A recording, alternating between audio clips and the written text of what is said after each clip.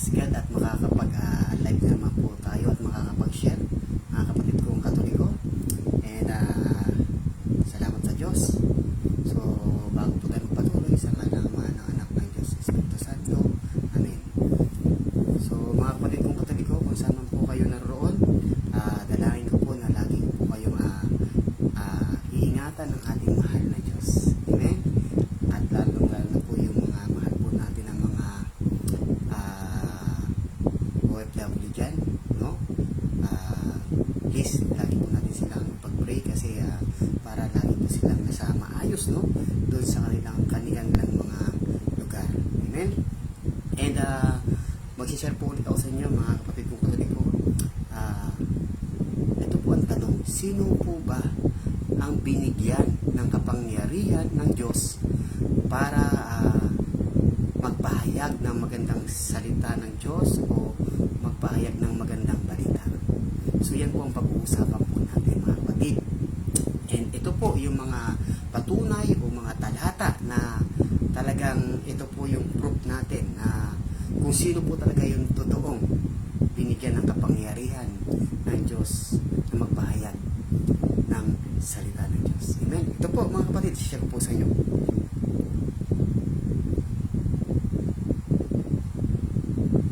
Hebreo 8:1. Ito ang ibig kong sabihin, mayroon na tayo ngayong punong pari na nakaupo sa kanan ng trono ng kataas-taasang Diyos sa langit. So, ibig sabihin, ang pinunong pari po, walang iba kundi yung ating mahal na Panginoong Jesucristo. Amen? Dahil siya po ang pinakapinunong pari, naturalmente, ang kanyang tagasunod din, no? O binigyan ng kapangyarihan na maging lingkod, no, ng ating mahal na Panginoong Jesucristo, walang iba kundi yung mga mahal nating mga kaparian dito sa loob ng iglesia na tinayo niya ng ating mahal na Panginoong Jesucristo. Ito, Iglesia Katolika Apostolika Romana. Amen?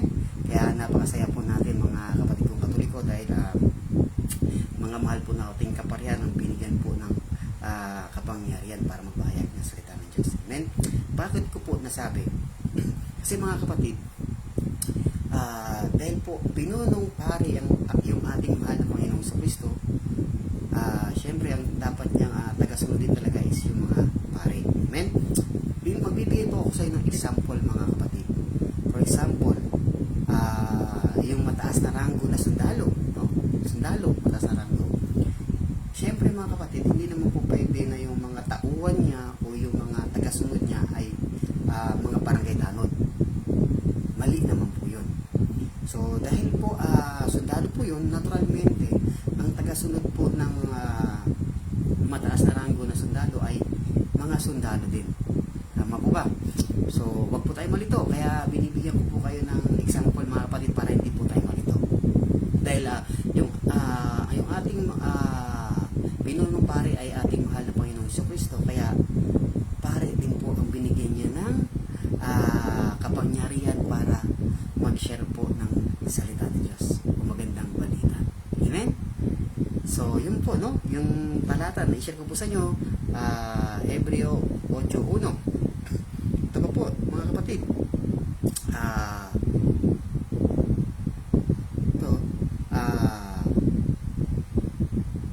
Ito po yung mga patunay, mga kapatid, na kung saan talagang hindi po tayo malilinaw. Hebreo 7:24. Ngunit si Jesus ay buhay magpakailaman, kaya't walang katapusan ang kanyang pagkapari. Ibig sabihin, hindi po talaga matatapos, no, ang pagiging pinunong pari ng ating mahal na Panginoong Jesucristo. Amen? Kaya po, yung ating mga mahal na kaparian, naturalmente, talagang magpapatuloy yan na mag-share ng magandang balita, magandang salita ng Diyos sa mga tao, kasi sila po yung binigyan ng kapangyarihan ng ating mahal na Panginoong Jesucristo para magpahayag ng magandang balita. At ano pa, yung mga proof natin, no, mga kapatid kong Katoliko, para po na kung saan pari po talaga ang binigyan ng ating mahal na Panginoong Jesucristo ng kapangyarihan. Ito po, no, Malakias 2:7. Tungkulin ng mga pari na ituro ang tunay na kaalaman tungkol sa Diyos. Pare po, sila ang dapat sangguniin ng mga tao tungkol sa aking kalooban, sapagkat sila ang mga sugo ni Yahweh. Napakalinaw, sila po ang sugo ni Yahweh, yung mga mahal po nating kaparian. Amen? Na makapangyarihan sa lahat. Yan po yung mga proof po natin, mga kapatid kong Katoliko. Diba? So ano pa yung mga talata na ito, mga kapatid kong Katoliko? Ito po ay Hebreo 3:1. Mga kapatid, sa pananampalataya at kasama sa pagkatawag ng Diyos, alalahanin niyo si Jesus ang sugo ng Diyos at ang pinakapunong pari ng ating pananampalataya. Yung mga kapatid, pinakapunong pari ng pananampalataya. Kaya naturalmente, binigyan niya pong kapangyarihan yung ating mga mahal na kaparian. Hindi po mga ministro, hindi po mga pastor ang binigyan ng kapangyarihan, kundi mga pari. Wala po tayong makikita, no, sa Biblia na kung saan ang binigyan ng kapangyarihan ay mga pastor o mga ministro. Pari lang po, mga kapatid. Ano pa yung mga talatang ito? Hebreo 5:1. Ang bawat pinakapunong pari ay pinili mula sa mga tao. Mga pari na naman, mga kapatid. At iniligay sa ganoong tungkulin upang maglingkod sa Diyos. Maglingkod sa Diyos, napakalinaw. Yung mga pari natin, talagang binigyan ng authority, no? Para maglingkod sa Diyos, no? At sa mga tao. Siya ang nag-aalay ng mga kaloob at maghandog para mapatawad ang mga kasalanan. So, kailangan lumapit po tayo sa ating mga kaparian, no? Para sabihin po natin ang ating mga pagkakasala. Para sa ganon, matulungan po tayo ng ating mga mahal na kaparian para ipagdasal din po yung ating mga pagkakasala, no? Sa ating mahal na Diyos. Amen? Kaya talagang wag po natin baliwalain yung ating mga mahal na kaparian. Mga kapatid kong Katoliko, please, ugalin po natin lumapit sa ating mga mahal na kaparian. Tayo po ay magkumpisal para sa ganun yung ating mga pagkakasala. Matulungan po tayo ng ating mga mahal na kaparian para po mapatawad po tayo ng ating mahal na Diyos. Amen? Ito pa po yung talata na kung saan ang mga mahal po nating kaparian ang binigyan ng kapangyarihan para po mag-share ng salita ng Diyos. Isaiah 61:6, no? Ngunit kayo na may tatawaging mga pari ni Yahweh at makikilalang mga lingkod ng ating Diyos, pagpipistahan ninyo ang kayamanan ng mga bansa, ipagmamalaki ninyo na ang karangyang dati sa kanila. So, ibig sabihin po, no, mga kapatid, ang may authority lang po talaga din, no, na magbigay po talaga ng tulong ng mga tao ay walang iba kundi yung mga pari. Dapat po, no, mga mahal kong kapatid na Katoliko, tayo po ay magsimba para sa ganun, masunod po natin ito, no, na tayo ay makapagbigay sa ating simbahan at naturalmente makapagbigay din po tayo sa ating mga mahal na kaparian, no, at madinig po natin yung ating yung magandang salita, no, ng ating mga pari na kung saan ito ay salita ng Diyos na importante sa ating mga kapatid kong Katoliko. Amen? Ano pa po? Isaiah 66:21. At ang iba sa kanila ay gagawin kong pari at mga katulong ng pari sa templo. Ako ang Panginoon ang nagsasabi nito. Napakalinaw. Panginoon na po natin, no? Ang nagsasabi, Panginoong Diyos po, no? No? Ang nagsasabi, kaya hindi po natin pwede itong dayain. Pari lang po talaga, hindi mga ministro, hindi po mga pastor, no? Payag 1:6. Ginawa niya tayong isang lahi ng mga pari na naglilingkod sa kanyang Diyos at Ama. Kay Jesucristo ang kapurihan at kapangyarihan magpakailanman. Amen? So napakalinaw, mga pari po talaga yung binigyan ng kapangyarihan ng Diyos. Kaya napakaswerte natin, mga mahal kong kapatid na Katoliko. Ito pa po yung proof, mga kapatid kong Katoliko. Pahayag 5:10. Ginawa mo silang isang lahing maharlika at mga pari at itinalaga upang maglingkod sa ating Diyos at sila'y magkahari sa lupa. Amen. Pari na naman po. Napakarami na po nating proof, no, o patunay na kung saan ang binigyan ng kapangyarihan para share ng salita ng Diyos yung ating mga mahal na kaparian. Ito pa po yung isang talata, unang Pedro 2:9. Ngunit kayo ay isang lahing pinili, grupo na maharlikang pari, isang bansang nakalaan sa Diyos. Pari na naman. Bayang pag-aari ng Diyos upang magpahayag ng mga kahanga-hanga. Ginawa niya siya ang tumawag sa inyo mula sa kadiliman patungo sa kanyang kahanga-hangang kaliwanagan.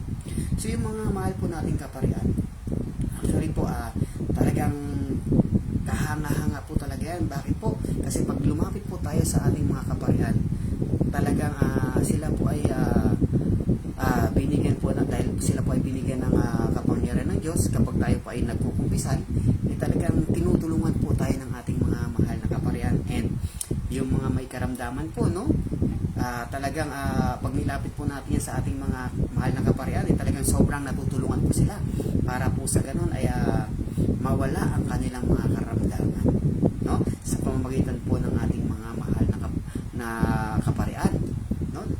Very powerful po ang kanilang mga dasal, no, yung kanilang mga prayer, kasi syempre kasama po nila yung Espiritu Santo. Amen. Ano pa po yung mga patunay? Hebreo 7:24. Ngunit si Jesus ay buhay magpakailanman, kaya't walang katapusan ng kanyang pagkapari. Tulad po ng sinabi ko sa inyo kanina, ito po yun, no, mga kapatid ko Katoliko, pari na naman po. Ano pa po yung mga patunay natin? Roma 15:16. Upang maging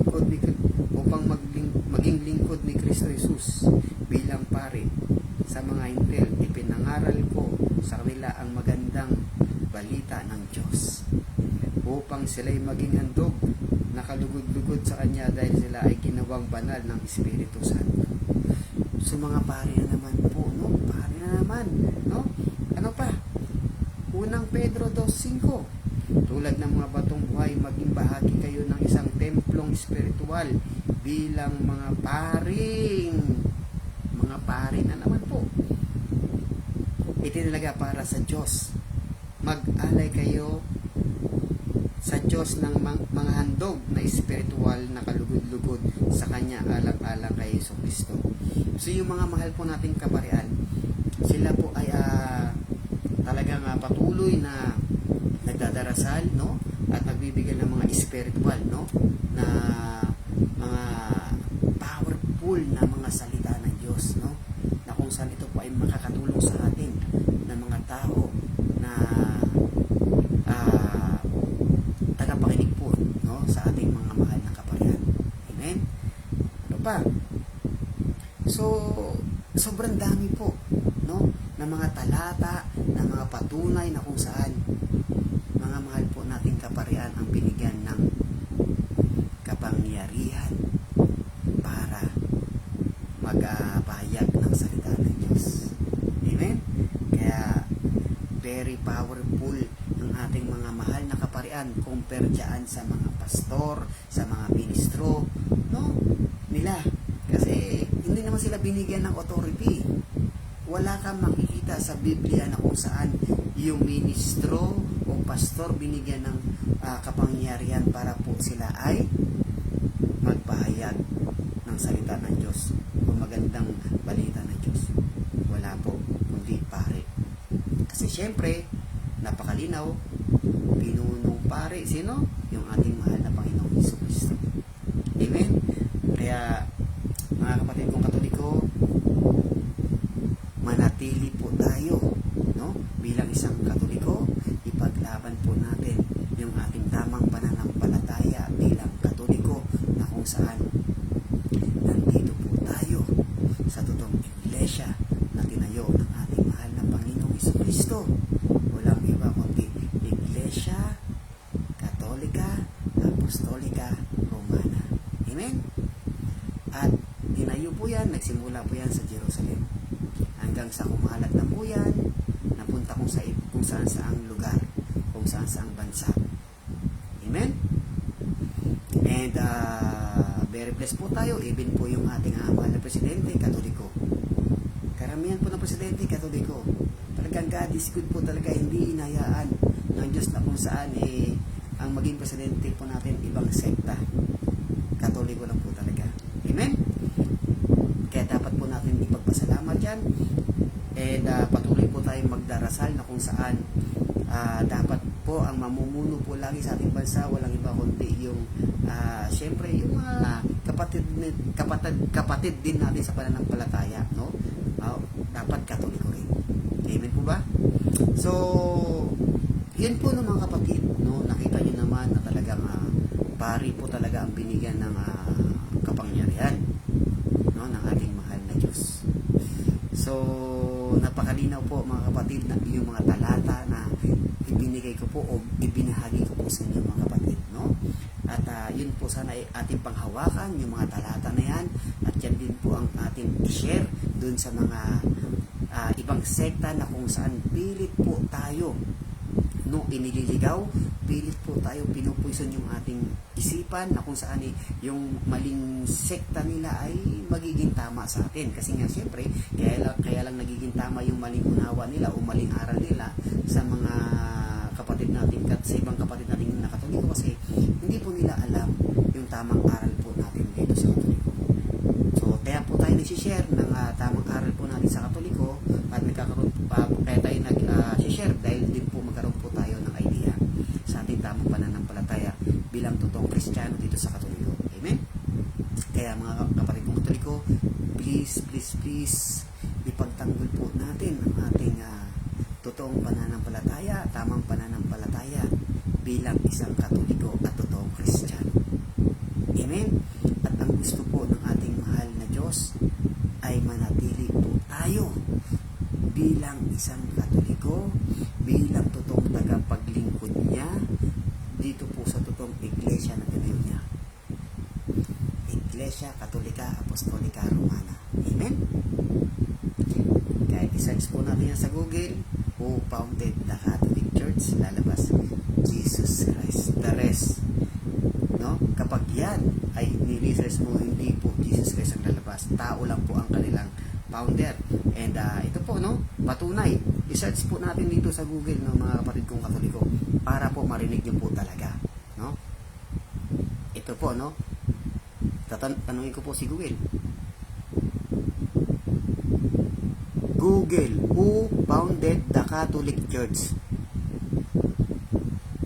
Jesus Christ. According to Wikipedia, the Catholic Church teaches that it is the one, holy, Catholic and Apostolic Church founded by Jesus Christ in His Great Commission, and its bishops are the successors of Christ's apostles, and that the Pope is the successor to See? Saint. Even po, no, dahil kayo po ay may mga cellphone, mga mahal kong kapatid na Katoliko sa pananampalataya, gamitin niyo po yung inyong mga cellphone at i-research niyo po dyan who founded the Catholic Church. Malaking bagay po ito, no, sa ating pananampalataya, para sa ganun maipaglaban po natin o maipagtanggol po natin yung ating tamang pananampalataya bilang isang Katoliko, no? Kaya po mga kapatid kong Katoliko, please, ipagtanggol po natin yung tamang pananampalataya natin bilang Katoliko, kasi tayo po ang nasa katotohanan at yung ibang sekta na yan, sila po ang nasa mali, no? Talagang hindi po yan, hindi po talaga natutuwa ang Diyos diyan sa mga ibang sekta na yan. Sila po yung mga naninira, no, sa tamang aral po natin, no, dito sa Katoliko. Tandaan po natin mga kapatid, pansinin po natin mga mahal kong kapatid na Katoliko, yung mga ibang sekta na yan o ibang pananampalataya na yan, hindi po, pansinin niyo po, hindi po sila nagkakasundo sa kanilang mga aral. Pansinin niyo po. Pero tandaan po natin mga kapatid, alam niyo po ba kung saan sila nagkakaisa? Sa paninira sa aral natin bilang Katoliko. Doon po sila nagkakaisa, sa paninira sa aral natin. Diba? So, alam niyo na ngayon mga mahal kong kapatid. Kaya, pansinin po natin, lahat po sila talagang kinakalaban yung iglesia ng ating mahal na Panginoong Jesucristo. At yun yung iglesia natin, no? Yung Catholic Church, no? Yung Roman Catholic Church, mga kapatid. Kaya wag po tayo magpapadaya o magpapa-scam o magpapa-poison sa ibang sekta. Ipaglaban natin yung totoong aral, yung tamang aral, no? Bilang isang Katoliko. Amen?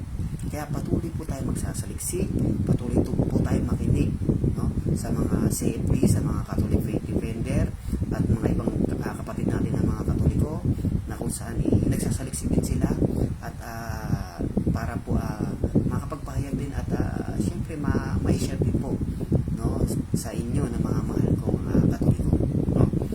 Katulad ko, talaga nagsasaliksik po ako para sa tamang aral po natin, para maiba to o ma-share ko din po sa inyo na mga mahal kong Katoliko, para sa hindi po kayo mailigaw o maligaw. Amen? At pwede nyo po mapuntahan ang channel po ni Bro Wendell, no, sa YouTube o Facebook. Bro Wendell Talibong, search nyo po yan. Tapos punto por punto, nandiyan po si Father Darwin, at yung mga idol po natin, nandiyan po sila Bro Jando, sila marami po, nandiyan po sila lahat, no?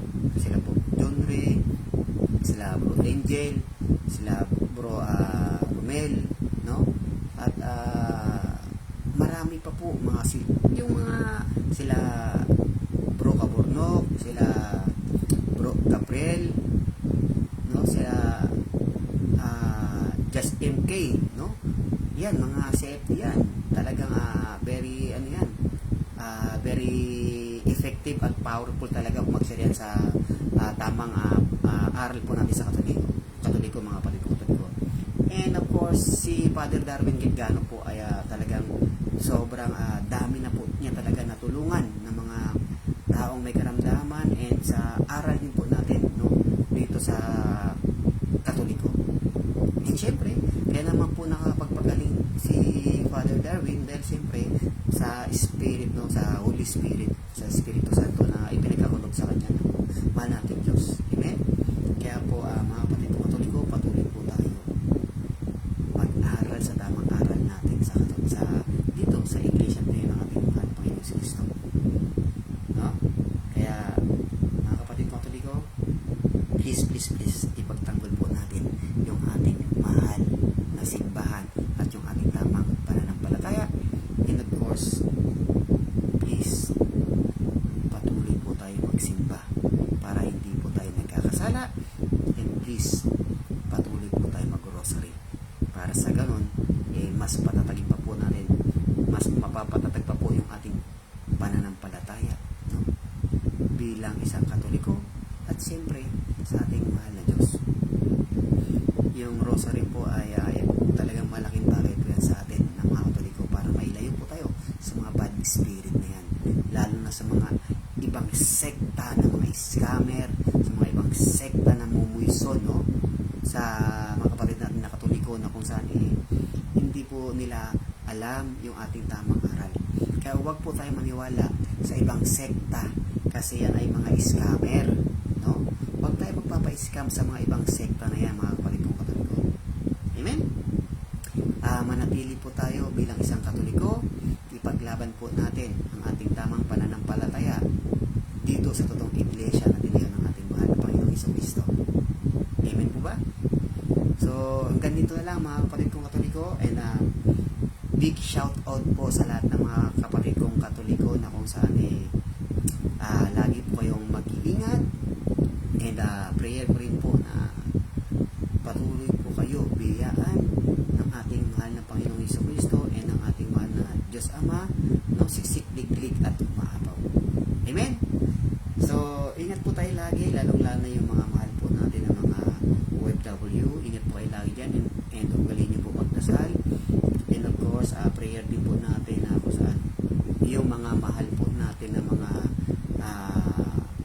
kahit hindi po Katoliko, no, kahit yung ibang sekta, pinagpipray po natin na kung sino man po yung may mga karamdaman, kalooban po sila ng mahal po natin Diyos, na kung saan pagalingin po sila, at bigyan din po sila tuloy-tuloy ng biyaya, sisikliglig at umapaw ng mahal po natin Diyos. Amen? So, manatili po tayo na magdasal, ipagdasal ang bawat isa para sa ganun lagi po tayong ligtas. Amen po ba? So, yun lang mga kapatid kong Katoliko, and ugalin po natin na magpakumbaba. Doon nga po sa Santiago 4:10, magpakumbaba tayo sa harapan ng Panginoon at itataas niya tayo. Amen?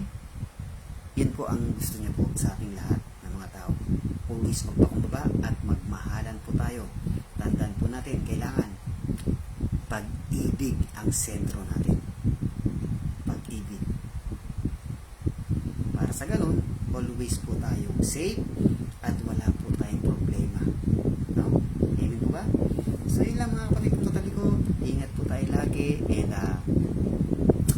dalangin ko po na lahat po tayo ay always na makakapagsimba at makapag-rosary at ay pagtanggol po natin yung ating tamang pananampalataya bilang isang Katoliko. Amen? So, hanggang dito na lang mga kapatid kong Katoliko. Ingat po tayo lagi, and more prayer, more power. Spread love. God bless us.